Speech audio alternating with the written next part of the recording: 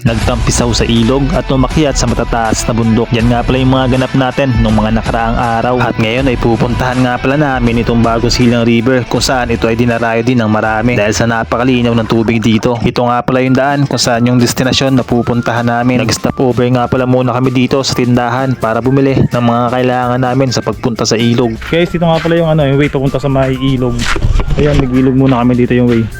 Ayan, dati kasi dito, di ko alam kung may daan pa dito eh. Ayan diyan sa part na yan. Ito kasi yung daan papuntang ilog. Gusto may bato-batuhan. Dito pa yung way papunta dun sa may ilog. Ayan, tuwing nag-iilog kami talagang umulan. Ayan, makita mo dyan, no? Umulan, no? Pero ito yung yung ilog. Ayan, hindi naman malabo yung ilog. Malinaw pa rin. Bumato. May kasama nga pala tayo. Nasa may likuran natin. Yung bayaw ko. Grabe yung daan dito. Ayan, ito nga pala yung ilog, guys. Ayan, ito yung Bagong Silang River. Naghanap kami ng pesto ko saan kami pwede magpesto kasi pag gumulan doon sa may kabila doon. Ayun, no? Doon kasi may cottage.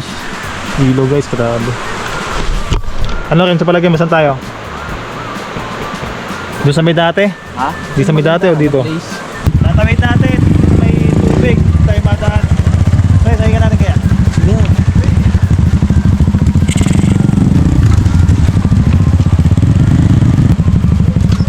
Ano kaya? Rado?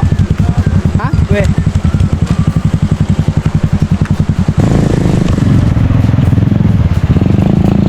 Ayan guys, tingnan nyo sila guys, oh. Hirap na hirap pa yung motor nila. Ang lalaki ng bato. Isang kasi suot ang suot.